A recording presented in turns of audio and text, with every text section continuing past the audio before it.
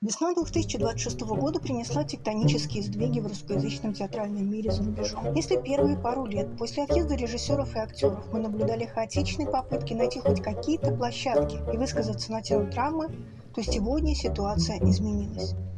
Театр в эмиграции перешел к системной экспансии. Российские режиссеры больше не играют для своих в полуподвальных залах. Они ставят Вагнера на престижнейших европейских фестивалях, собирают полные залы в Нью-Йорке и создают транснациональные коллаборации с мировыми брендами.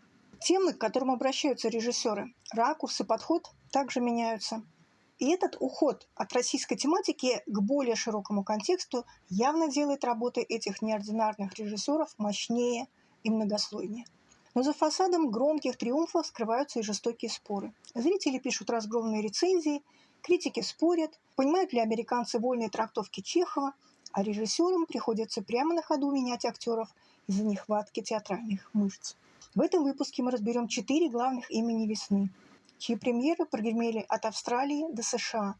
А в конце выделим 4 ключевых тренда, которые определяют будущее нашей сцены за рубежом. Поехали! Начнем с самого масштабного триумфа. В конце марта и начале апреля 2026 года Кирилл Серебренников открыл престижнейший Зальцбургский пасхальный фестиваль в Австрии своей новой постановкой оперы Рихарда Вагнера «Золото Рейна». Это событие само по себе историческое. За пульт встал Кирилл Петренко. Берлинский филармонический оркестр вернулся на фестиваль в качестве постоянного резидента. Впервые со времен Корояна. Серебренников, выступивший здесь и режиссером, и сценографом, перенес действие Вагнера в постапокалиптический мир. Представьте, на сцене географическая Африка, но скованная суровой зимой. Выжившее после глобальной катастрофы человечество пытается заново построить цивилизацию, создавая новые синкретические религии и племена. Помогал Серебренникову в создании этого футуристического мира визуальный контент от знаменитой арт-группы Recycle Group. Но Серебренников не ограничивается только элитарной оперной сценой. В этом же апреле немецкая опера в Берлине представила балет «Нуреев» в хореографии Юрия Посохова. Тот самый балет, который когда-то со скандалом закрывали в Большом театре и практически который не был увиден публикой, теперь обрел второе дыхание в Германии. И, что важнее всего, был полностью опубликован на YouTube. Режиссер стирает границу между физическим театром и цифровым пространством, делая свое искусство доступным каждому в любой точке мира.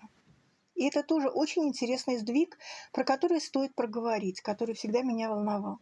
Потому что российские постановки столиц, в том числе Серебренникова, были доступны только небольшому количеству посмотревших спектакль непосредственно. Искусство меняет характер мышления, чего так катастрофически не хватало в нашей стране. Не хватало именно потому, что на тотальный дефицит качественной информации за пределами столиц наложилось отсутствие именно этого, меняющего позицию и взгляды контента театров, музеев и других общественных культурных институций. Все это замечательно прикрывалось якобы концепцией авторского права. Хотя объяснил бы мне кто-то, кому нужно это авторское право теперь. Кому нужно это авторское право, если ушедший со сцены спектакль больше никто и нигде не увидит, оставаясь в рецензиях фантомными и виртуальными достижениями.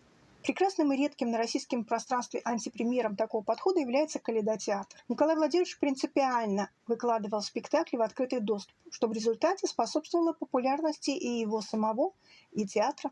И именно такой подход театра стал одним из ключевых факторов, который создал из когда-то закрытого и провинциального тот Екатеринбург, который знала страна последние десятилетия.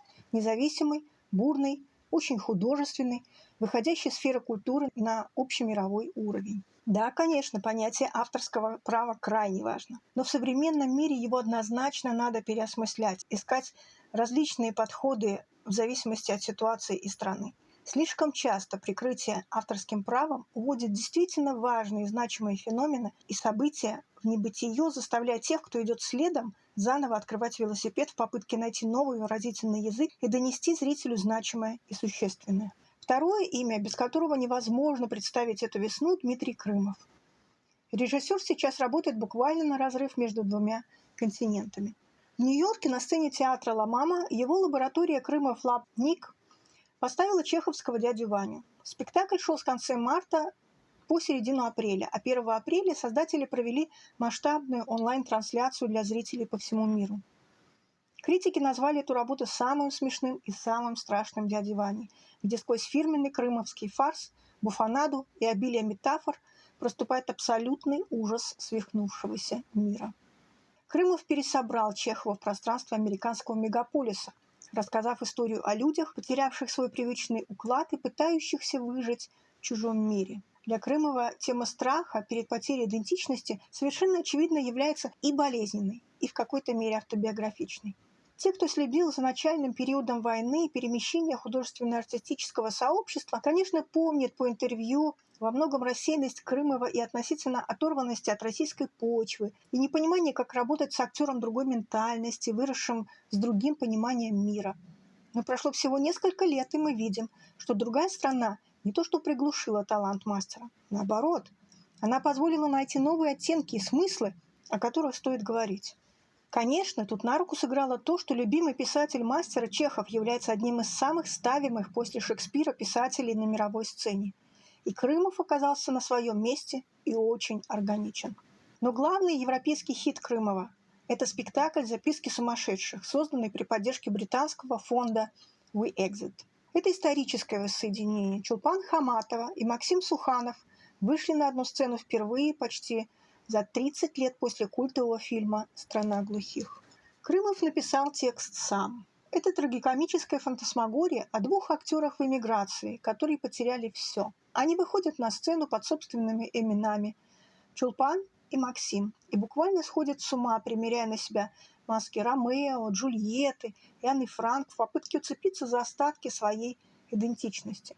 Спектакль уже проехал с гастролями в Португалию, Испанию. В середине мая добрался до Израиля, показы проходили в Иерусалиме, Тель-Авиве и других городах. Однако неудивительно, что мнения разделились. Для одних критиков это стало откровением. Деконструкция традиционного психологического театра создала эффект, когда зритель искренне перестает понимать, где игра, а где реальная жизнь. С другой стороны, всегда найдутся чем-то недовольные. Третий важный блок – это появление абсолютно новых текстов и неожиданных жанров. Драматург Иван Врепаев в апреле провел масштабный тур по Германии с мировой премьерой своей новой пьесы «Единственные самые высокие деревья на земле» в постановке старого друга Ивана Миколы Мишина. Постановку показали в Мюнхене, Берлине, Франкфурте и других городах. В ролях снова Чулпан Хаматова, которая умудряется совмещать этот проект с работой у Крымова, Маша Машкова и музыкант Василий Зоркий. Вырыпаев создал жесткую, ироничную, абсурдистскую комедию с элементами черного юмора о квантовом человеке. О том, как люди теряют внутреннюю веру и пытаются найти спасение во внутренних атрибутах и явлениях, но в итоге вынуждены заглянуть внутрь себя. По словам Вырыпаева, главная ошибка нашей цивилизации в том, что мы ищем спасение вовне, в политике, философии или религиях, тогда как истинная вера и спасение могут быть только внутри самого человека. Спектакль – совершенно очевидная параллель с беккетовской «В поисках Годо», герои которого прошли трансформацию новыми обстоятельствами и новым временем. У пьесы сложная судьба. Написанная в 2021 году, она была запрещена сначала из-за позиции автора по Навальному, затем из-за его антивоенных взглядов. Вернувшись к пьесе уже во время войны, Иван переписал интонацию, добавил деликатности, эмоциональности. Вскоре зрители ждет постановка на польском языке, уже в режиссуре самого Вырыпаева. Параллельно в Латвии Максим Дыденко представил совершенно нетипичную для себя работу. 24 апреля в Рижском русском театре состоялась премьера спектакля «Предательство» по пьесе Гарольда Пинтера. Мы привыкли, что Дыденко – это режиссер чистого визуала, пластики и перформанса. Но здесь он зашел на территорию строгого психологического театра, назвав это актерской акробатикой. Время в пьесе Пинтера о тотальном предательстве движется вспять из 1977 года в 1968, обнажая хрупкую архитектуру человеческих отношений.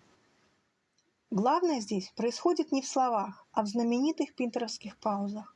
В главных ролях прекрасный состав латвийской сцены и Шамиль Хаматов. Спектакль идет на русском языке с латышскими и английскими субтитрами, успешно встраиваясь в европейский контекст. Наблюдая за театральной жизнью диаспоры, можно выделить 4 значимые тенденции, которые показывают, куда движется наш театр за рубежом. Тренд первый – формирование транснациональной театральной экосистемы. Обратите внимание на команды спектаклей. Театральные деятели создали свою прочную сеть. Например, хореограф Анна Балихина и выдающийся художник по свету Оскар Паулинш практически одновременно работают над записками сумасшедших Крымов в Западной Европе и над предательством Дувенко в Риге. Происходит постоянная циркуляция, круговорот кадров и идей. При этом, конечно, все полагаются на свои проверенные временем связи, сформировавшиеся еще в России. Тренд второй. Рефлексия травмы через классику. Вместо лобовых политических лозунгов – сложная метафора. Трагедия потери дома, идентичности и разрыва связей теперь осмысляется образно. Так чеховский «Дядя Ваня» становится историей мигрантов на Манхэттене, «Золото Рейна» Вагнера – попыткой выстроить мир заново после глобальной катастрофы, а измена у Пинтера – экзистенциональным предательством самого себя. Тренд третий. Гибридный прокат и цифровизация. Театр больше не привязан к одному зданию. Чтобы не терять связь с глобальной русскоязычной аудиторией, проект активно использует диджитал. Онлайн-трансляция «Дяди Вани» из Нью-Йорка, публикация балета Нуриева на YouTube позволяют сохранить связь со зрителем по всему миру. Тренд четвертый. Двуязычие и интеграция. Выход из эмигрантского гетто. Постановки в Риге идут с латышскими и английскими субтитрами. Проекты создаются в партнерстве с крупными международными фондами. Русскоязычный театр становится полноценной и авторитетной частью общеевропейского культурного процесса. Театр в изгнании доказал свою жизнеспособность. Он живет, меняется и находит новые смыслы там, где, казалось бы, осталась только выжженная земля. Не забывайте, пожалуйста, подписываться на канал Theatre Illumination, ставьте лайки и делитесь этим видео с друзьями. До встречи в новых выпусках.